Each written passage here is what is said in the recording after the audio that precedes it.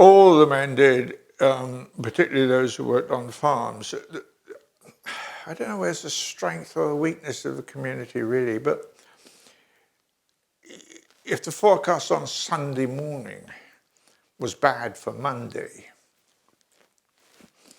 and Farmer Down had hay down or wheat that needed carrying, half a dozen men would turn out and go and work all day and then be fed by Pam Down, biggest meal you've ever seen, and the cider house was open, and they got home about 10 o'clock at night. So it was a community which was self-sufficient in many ways. And of course in the village at that time, a veritable army of people worked for the Rural District Council, digging the trenches beside the roads and various things. An awful lot of people worked there. Blanche Ayres, no relation but an S on the end, was the infants teacher.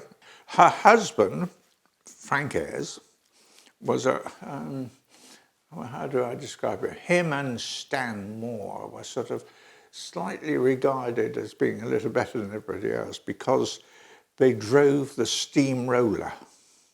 So there was great excitement when the steamroller came as to who was driving it and where it was working and so on. It was quite an impressive machine. Of course, one knows now that they were up at 5 o'clock in the morning firing it up and trundling it from Chumley to South Molton and so on and so on.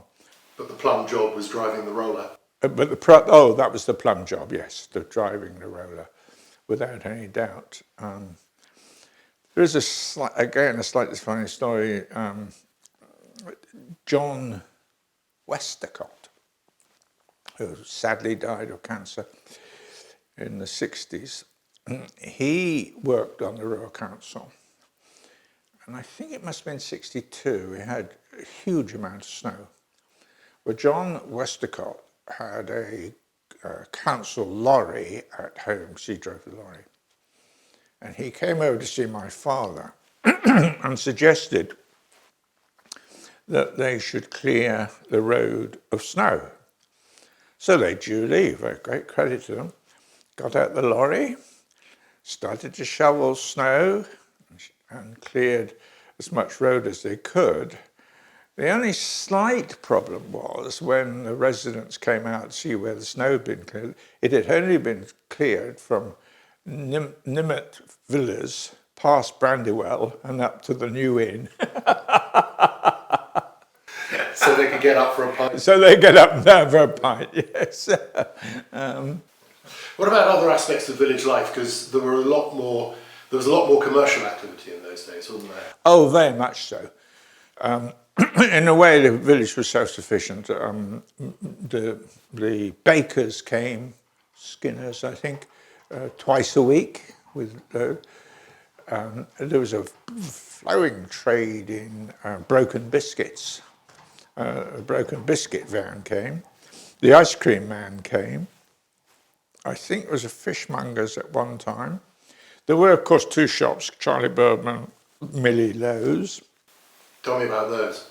Well, Millie Lowe's was where tea cottages, very, very small. Basically, she sold sweets and little bits and pieces. Charlie Birdman sold just about everything, really.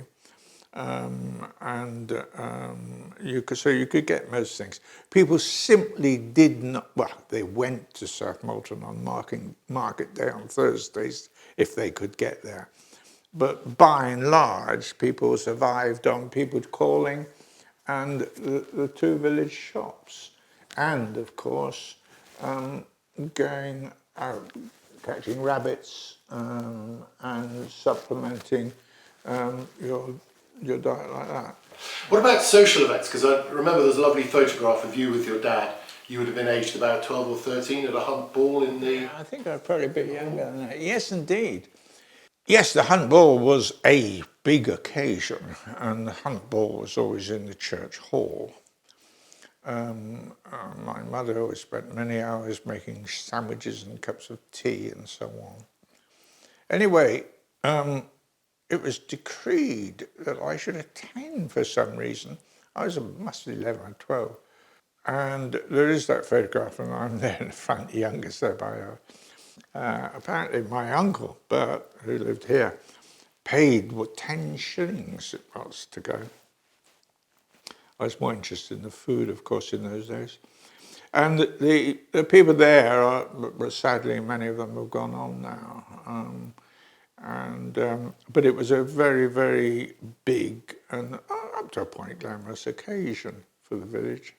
The church hall was used an awful lot in those days, and a sight to behold.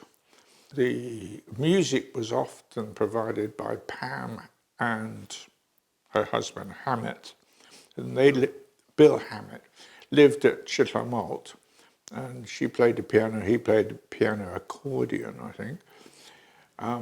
And there were basically dances in the hall with tea and, of course, as much food as you could eat. But the sight to behold was Blanche Ayres and Dolly Wise, who lived in Ladybird Cottage, dancing bust to bust. Something that my generation have never forgotten. Church, of course, was very important. Everybody used to go to church quite often, twice a day, 11 o'clock and evensong. Twice a day or just on Sundays? Oh, sorry, on Sundays. The thing I always remember was that there'd probably be 30, 40 people there on, say, a Sunday evening. And so 6:30 on Sunday evensong, particularly in the spring and summer, by 7:25, it's nearly an hour, all the congregation would go outside and would stand chatting outside. And of course, all the gossip was exchanged at that time. Then the women went one way and the men went the other way to the pub where people like Geoffrey Govier arrived and the cards were out, and etc., etc., etc. But I could never get over this sort of gossip thing. I mean, in those days, the men were all into hunting, badger digging, which was pretty awful, really, on reflection. To kill the badgers? Oh, yes. Because they were a pest? Well, because they were pests, but it was a sport to dig out the badgers with dogs and so on. It was pretty nasty. The policemen were quite interesting. Oh, yeah, you mentioned it before, yeah. Yes. I don't know when the policemen started to live in number 8, but certainly it was before I was born. The Croots were the first. He was a very nice man. They were very friendly with my parents. And then a people called Pangeli. And then there was a bit of a chap called Frost, who really didn't want to be in the police at all. But there was really actually very little crime to investigate. Apart from what your dad was up. But yes, quite. But Frost set off on his bike one day down the hill, and he got up a bit of speed passing through the Sings where it is now, but forgot to brake when he got to the big corner just below, just around up from the cottage, and went straight over the hedge into the orchard. Fortunately, he wasn't hurt. But again, they were part of the village. There was no crime here.